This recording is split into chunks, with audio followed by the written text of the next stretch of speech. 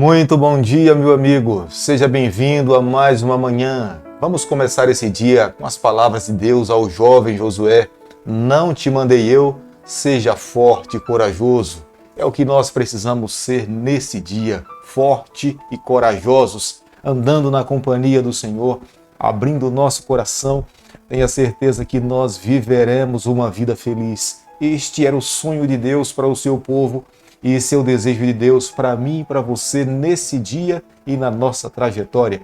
Quero deixar com você uma parte da palavra de Deus do livro de Salmo, capítulo 99, o verso 7, onde o salmista diz o seguinte: falava-lhes na coluna de nuvem, eles guardavam os seus mandamentos e a leis que lhes tinha dado. Salmo 99, o verso 7. Era o regime teocrático. Deus falava na nuvem, Moisés ouvia, Moisés comunicava ao povo e Deus era o rei, Deus governava, Deus conduzia o seu povo e Deus queria que fosse assim para sempre, porque Deus conhecia o passado, Deus conhecia o presente e Deus conhecia o futuro. O Deus que nós servimos, Ele tem o controle da história nas suas mãos. A cada manhã nesse canal nós investimos os primeiros momentos da manhã para estudarmos um capítulo da palavra do Senhor.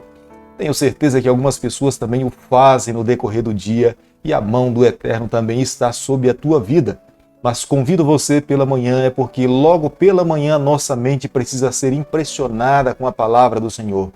Alimentados da palavra de Deus, a nossa vida será afetada no decorrer de todo o dia. O que nós ouvimos pela manhã, tenho certeza que ficará gravado no nosso coração no decorrer de todo o período de 24 horas.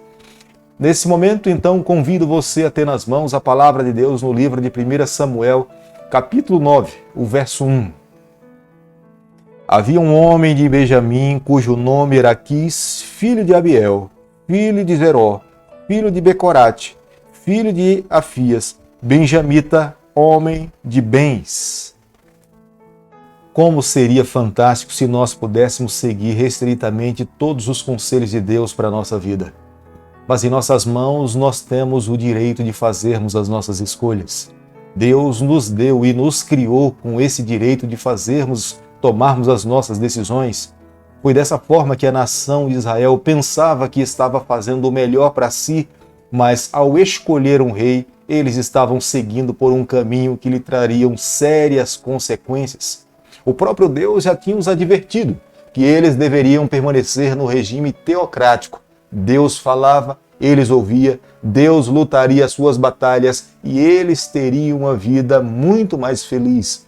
Mas os israelitas queriam se comparar com as nações que estavam ao seu redor e pediram para Deus para que eles também pudessem ter um rei que pudesse ir à frente deles lutar as suas batalhas. E Deus, com seu coração de misericórdia, com o coração de um pai, Ele ajuda o seu povo a encontrar um rei. O rei encontrado tinha os padrões daquela época. Era um homem rico, era um homem alto, era um homem belo. As suas características eram as características de um rei, de uma pessoa nobre. Portanto, ele tinha as qualificações humanas, aos olhos humanos, para assumir um trono de um reinado naquele período. Saul era da tribo de Benjamim, que ficava ao norte de Judá.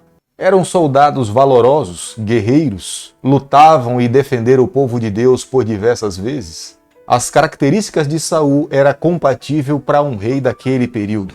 Repito a você, ele era alto, ele era belo, ele tinha cabelos longos, sabia se relacionar com as pessoas, era forte, era um soldado, portanto ele tinha todas as características suficientes para se assentar no trono e conduzir o povo do Senhor. Creio que logo agora no começo nós podemos já tirar uma lição para a nossa vida. Quando nós pedimos algo a Deus, nós precisamos esperar Deus responder de acordo com a sua vontade. Observe, muitas vezes nós não sabemos nem pedir para Deus uma bênção sobre a nossa vida. Às vezes imaginamos que estamos pedindo algo grandioso que será benéfico para nós, mas estamos pedindo algo que será uma maldição.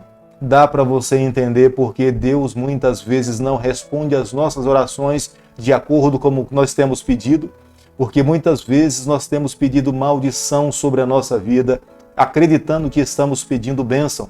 é a razão pela qual nós precisamos manter a nossa fé na condução de Deus sobre a nossa vida e a nossa história. Quis era o pai de Saul, um benjamita. Ele tinha pedido para o seu filho Saul ir em busca das suas jumentas que tinham sido extraviadas. Jumentas naquele período era muito comum para qualquer família. Somente aqueles que tivessem muitas jumentas é que de fato eram considerados como sendo uma pessoa rica. E o pai de Saul, Quis, era um homem rico porque as suas jumentas tinham sido extraviadas. As jumentas eram utilizadas para qualquer tipo de atividade. Cargas pequenas, cargas médias eram transportadas via as jumentas. Era um animal que servia para as atividades diárias de uma família. Saul tinha saído para cumprir a missão que o seu pai tinha lhe responsabilizado. Mas ele não sabia que naquela viagem aparentemente simples, ele teria um encontro que mudaria sua história. Deus lhe faria um chamado pessoal através do profeta Samuel para ele se tornar o futuro e o primeiro rei na nação de Israel. Posteriormente, nós veremos que Saul estava completamente despreparado para assumir tamanha função e responsabilidade de conduzir o povo do Senhor. Mas todos aqueles pelos quais Deus chama para assumir uma função de liderança no meio do seu povo, Deus os capacita, Deus está ao seu lado. Ele auxilia para que a obra possa acontecer da melhor maneira possível. O que de fato precisa acontecer é permitir que Deus conduza a vida desse líder. Samuel e Saul moravam muito próximo um ao outro. Saul estava vindo da terra de Zuf, Samuel morava na terra de Ramá. Eles moravam próximo um do outro. Foi nessa busca das suas jumentas que Saul sentiu a necessidade de consultar o homem de Deus. Ele não tinha conseguido encontrar as suas jumentas e sabia que o seu pai ficaria preocupado se ele não voltasse a tempo. Mas se ele consultasse o homem de Deus, o profeta, Deus mostraria para Samuel e facilmente ele conseguiria encontrar os animais onde eles estavam. Samuel estava em contato com Deus. Samuel estava oferecendo sacrifícios ao Senhor. E foi nesse momento que Deus falou a Samuel que ele deveria ungir o rapaz que estava à sua procura. E Samuel o ungiu, o separou, para que ele pudesse servir como sendo príncipe, rei de Israel e assumindo a liderança para conduzir o povo do Senhor. É impressionante a postura de Samuel, porque Samuel não vê Saul como sendo um rival para a sua liderança dentre o povo do Senhor. Mas Samuel ouve restritamente o que Deus lhe pede e unge Saul como sendo o futuro rei de Israel. Grandes líderes precisam de grandes homens ao seu lado. Não veem como sendo uma sombra, mas reconhecem como sendo pessoas que vão auxiliar no preparo do povo do Senhor.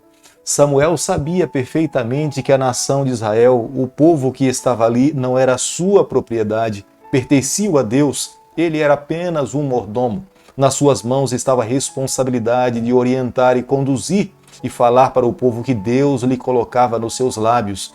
Ter a pessoa de Saul na sua companhia seria uma ajuda a mais para preparar o povo para viver de acordo como Deus almejava. 1 Samuel capítulo 9, verso 21, a palavra de Deus diz o seguinte: Então respondeu Saul e disse: Porventura não sou benjamita da menor tribo de Israel? E a minha família a menor de todas as famílias da tribo de Benjamim? Por que, pois, me falas com tais palavras?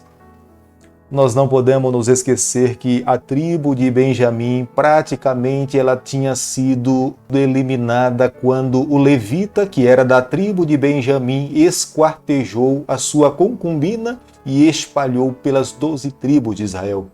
Eles ainda não tinham sido refeitos de todo aquele mal que tinha acontecido. E a imagem que Saul tinha de si mesmo era uma imagem de um homem pequeno, de um homem incapaz, de uma pessoa que ainda não tinha sido refeita depois de ter passado por traumas e dificuldades na sua vida. Esse sentimento de inferioridade, Saul teve que lutar com ele durante muito tempo da sua vida. No seu reinado, foi ele mesmo que perseguiu o rei Davi.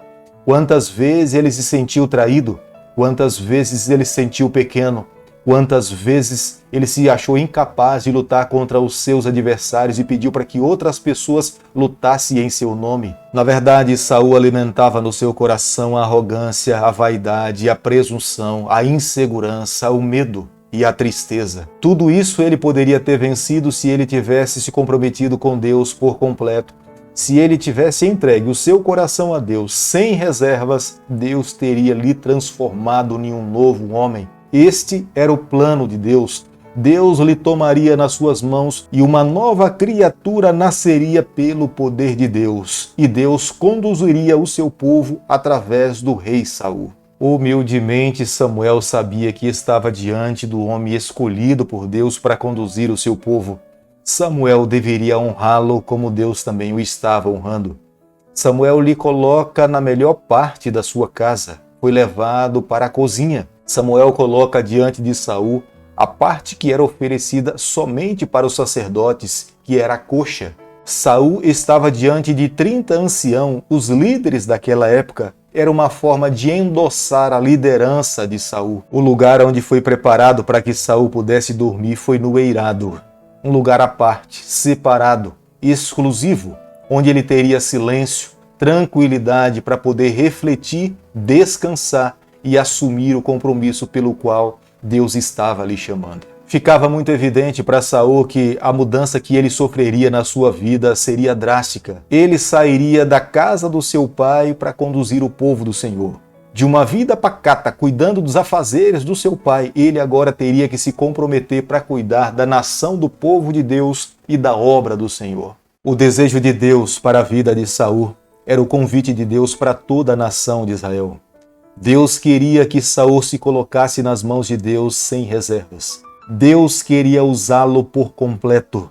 Deus não queria apenas usar as mãos de Saul. Deus não queria apenas usar os pés de Saul. O desejo de Deus era usar todo o corpo de Saul para o avanço da sua obra. Saul deveria ter se colocado nas mãos de Deus sem nenhuma reserva. Todas as partes do seu corpo, da sua vida, do seu pensamento, ele deveria consagrar, dedicar exclusivamente para Deus. Se ele vivesse dessa forma, Saul teria reinado todos os dias da sua vida andando na presença do Senhor. Querido amigo, nessa manhã, ao chegarmos à conclusão do capítulo 9 do livro de 1 Samuel, nós precisamos chegar aos seguintes pontos. Primeiro, todos nós sofremos com a síndrome de Israel. Todos nós somos tendenciosos a escolher o que é belo. Nós fazemos muitas vezes as nossas escolhas com base naquilo que é mais bonito. Israel queria ter um rei porque, olhando ao seu redor, todos tinham um rei e eles também queriam se igualar às outras nações. E quando vão escolher o rei, querem escolher um rei conforme os padrões e os moldes da sua época. Por mais que Deus tivesse lhes dito que ele queria continuar no governo como sendo um governo teocrático, Deus conduzindo, e eles ouvindo o Senhor e sendo abençoados, eles estavam dispostos a seguir o modelo da época.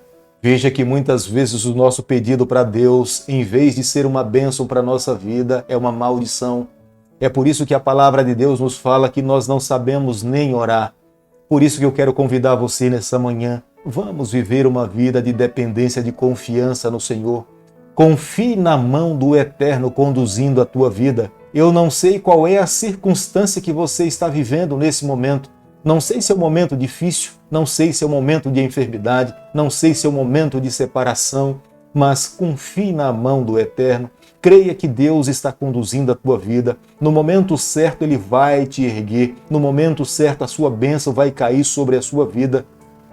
Mas se porventura você fechar os olhos para essa vida, ou algo trágico acontecer, e você não reconhecer a mão de Deus, mesmo assim continue crendo, mesmo assim continue confiando, porque Deus é Deus, Ele é soberano. Nós podemos ver no relato do capítulo 9 do livro de 1 Samuel que nós servimos a um Deus que Ele é protagonista da história do planeta Terra.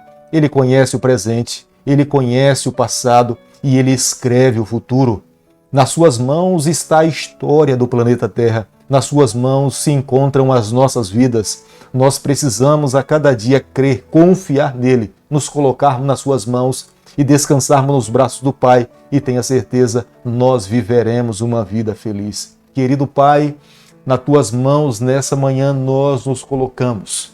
Confessamos a nossa falta de fé, confessamos o nosso pecado, mas por favor, Senhor, nos assegura nas tuas mãos, nos conceda a vitória. Nós oramos, nós pedimos e o fazemos em nome de Jesus.